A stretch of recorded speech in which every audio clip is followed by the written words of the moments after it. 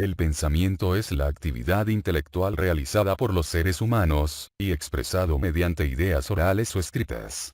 Existen tres tipos cognoscitivos de pensamientos: el concepto, el juicio y el razonamiento, los cuales explicaremos brevemente. El concepto es la forma más simple del pensamiento, y constituye la representación intelectual de algo, en forma abstracta sin afirmar o negar algo del mismo. Se expresa mediante un término, o palabra que engloba el significado de algo, creando una imagen en la mente que representa ese término. Está compuesto por la comprensión y la extensión, donde la comprensión son las propiedades que constituyen la esencia representada por el término, y su conexión con otros conceptos. Y la extensión se refiere a la aplicación de dicho concepto. Por ejemplo, el concepto pistola tiene un significado propio pero que difiere de persona en persona. Es así que para un niño la pistola es un juguete que sirve para jugar y divertirse. Para un adulto la pistola corresponde a una arma de fuego que sirve para defenderse y agredir a personas. Es el mismo concepto pero diferente comprensión y extensión. El concepto es la forma más simple del pensamiento, y la más olvidada. Porque no todos tenemos el hábito de cultivar el significado de los conceptos, en relación a su comprensión y extensión. Los conceptos están en constante evolución, y su significado no es el mismo para cada generación. Incluso no es el mismo para cada nivel académico, ni para cada rama del saber. Juicio es el proceso intelectual mediante el cual se asocia un grupo de conceptos donde uno afirma o niega a otro. Está constituido por tres elementos. Concepto sujeto. Es el concepto del que se afirma o se niega algo. Por ejemplo, la pistola es negra. El concepto sujeto corresponde a la pistola. Concepto predicado. Es el concepto que se atribuye o niega al concepto sujeto.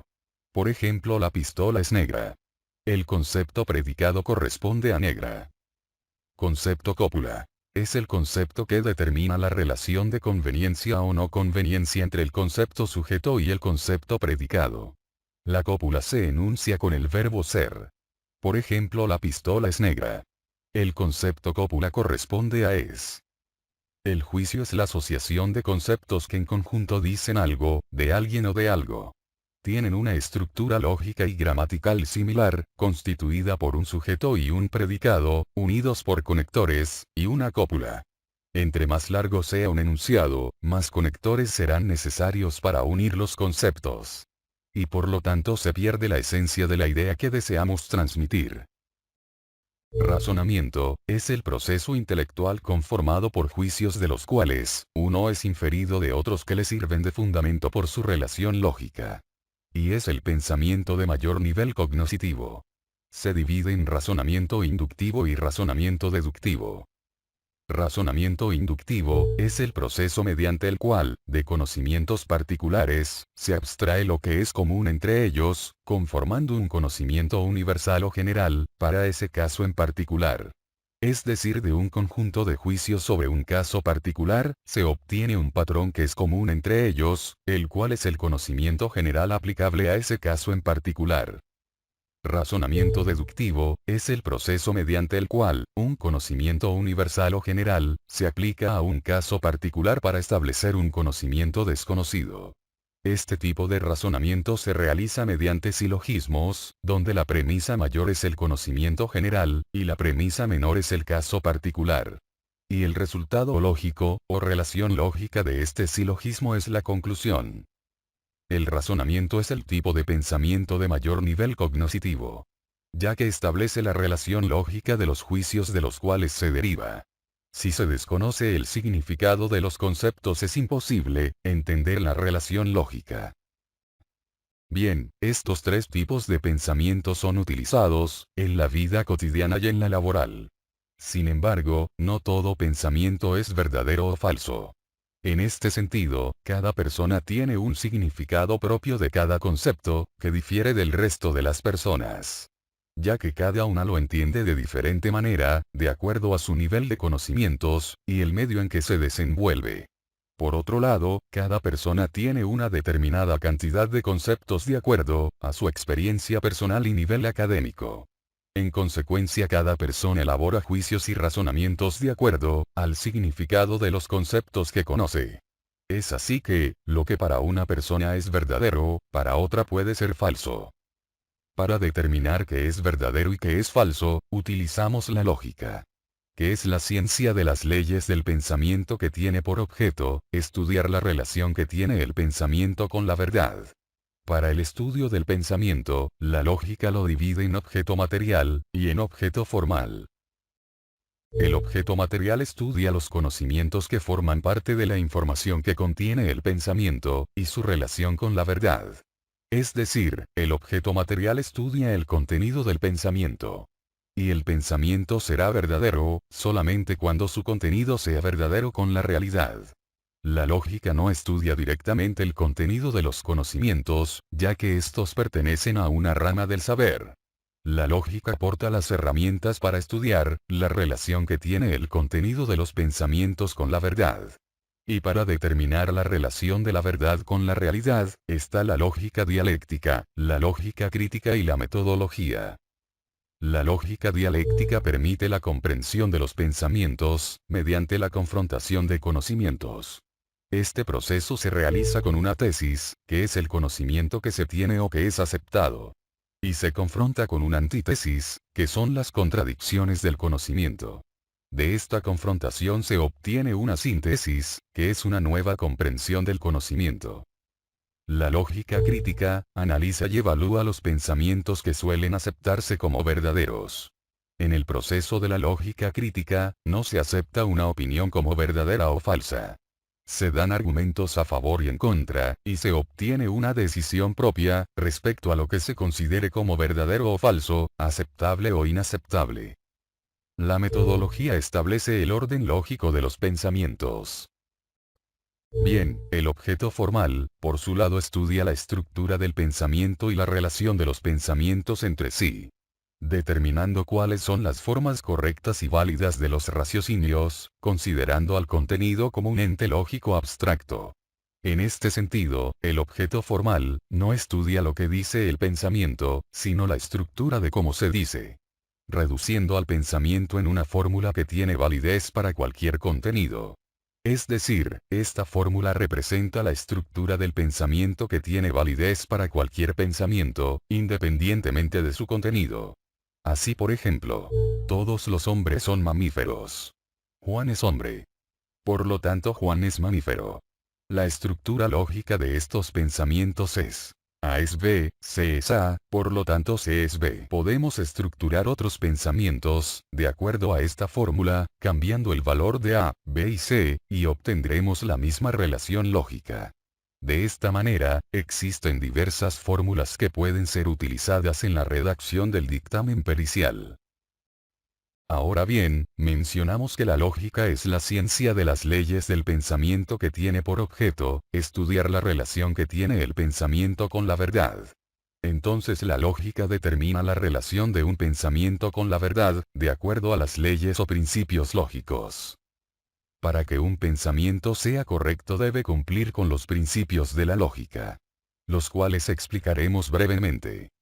El principio de la identidad establece que algo no puede ser, y no ser al mismo tiempo, bajo las mismas condiciones y al mismo tiempo. Es decir, algo es igual a sí mismo, y pertenece a un grupo, por compartir las mismas características o propiedades. Así que la identidad es un proceso de individualización de las cosas, de clasificarlas en un grupo determinado en base a criterios. Entonces el principio de identidad, al individualizar los conceptos, juicios o razonamientos, los hace únicos. Por ejemplo, una lesión es una herida por las características que presenta. Y 3 meses después no puede ser una herida, ya que sus características han cambiado. Esa lesión ya tiene otra identidad que se denomina cicatriz. El principio de no contradicción establece que es imposible que algo sea y no sea al mismo tiempo, y en el mismo sentido. Es decir, dos afirmaciones contrarias de algo, ambas son falsas, porque es imposible que algo sea, y no sea, al mismo tiempo y en el mismo sentido. Por ejemplo, dos diagnósticos diferentes, en una causa de muerte, son falsos porque la muerte no pudo ser ocasionada por ambos, en el mismo momento y en el mismo sentido. Esto se interpreta como una contradicción, porque la causa de muerte no puede ser dos cosas, al mismo tiempo y en el mismo sentido. Y se crea una duda razonable. El principio del tercer excluido, establece que dos proposiciones contradictorias, no pueden ser verdaderas ambas.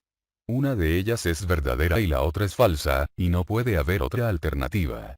Es decir, es una o es la otra. Retomando el ejemplo de los dos diagnósticos diferentes en la causa de muerte. Uno de ellos es verdadero y el otro es falso, pero no puede existir otro diagnóstico como alternativa. El principio de la razón suficiente, establece que todo lo que es por alguna razón que lo hace ser como es, y no de otra manera. Los tres primeros principios establecen que algo es verdadero o falso, pero no nos dicen por qué es verdadero, o por qué es falso. La razón suficiente establece lo verdadero y lo falso, de acuerdo a la razón de ser de las cosas. La razón suficiente no se encuentra en la lógica, esta se encuentra en la ciencia. Es decir, la razón suficiente es la explicación científica del porqué de las cosas. La ciencia avanza día a día, estableciendo por qué algo es como es, o sucede de cierta manera.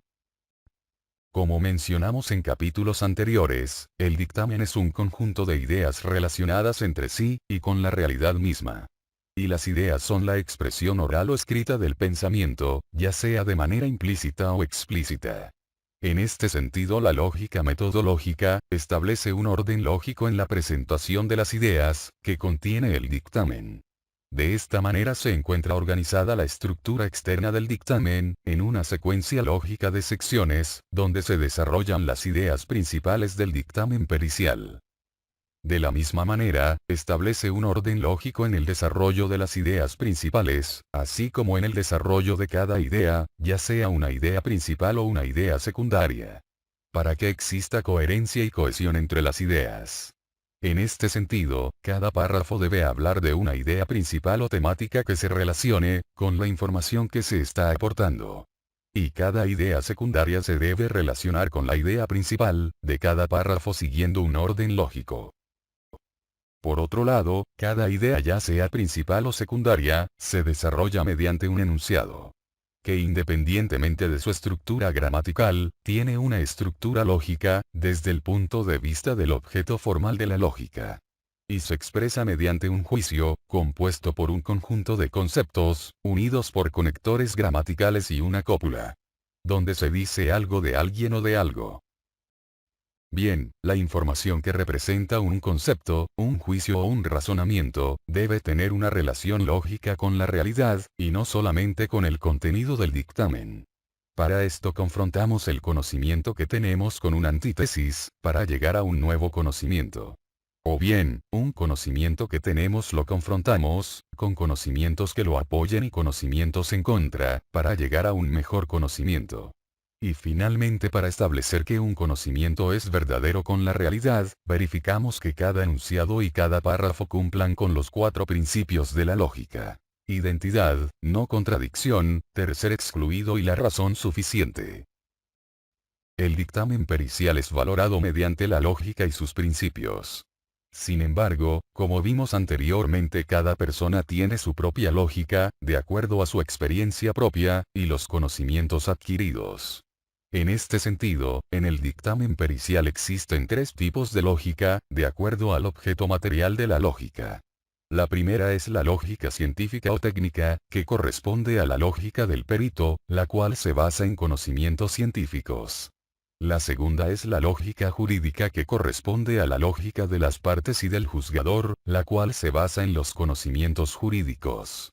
Y la tercera es la lógica común, que corresponde a los conocimientos generales que son aceptados como verdad por las personas. Entonces el dictamen pericial es valorado por una lógica jurídica y común, y no por la lógica científica. En este sentido, el juzgador, las partes, la víctima y el victimario, establecen sus propias relaciones lógicas. De acuerdo a su experiencia personal, y sus conocimientos generales sobre la materia. Por eso la lógica del dictamen pericial no debe estar implícita en el texto, por el contrario debe ser explícita, es decir, se debe especificar detalladamente. Y esto se logra mediante el uso del cuarto principio de la lógica, que es la razón suficiente, el cual explica por qué es verdadero o falso un pensamiento, o una relación lógica. Bien, hemos analizado los tipos de pensamientos lógicos, el objeto material y formal de la lógica, para su uso en la estructura del dictamen pericial, así como la lógica dialéctica, la crítica, la metodológica, y los principios de la lógica, para la valoración de la información del contenido del dictamen pericial. Este es el quinto capítulo de una serie de videos relacionados con la redacción del dictamen pericial. En los siguientes capítulos seguiremos explicando cada una de las estructuras y sus elementos. Espero que esta información te sea de utilidad y te sirva para mejorar la calidad de tus dictámenes. Si te gustó el video, suscríbete al canal y comenta. Gracias por su atención.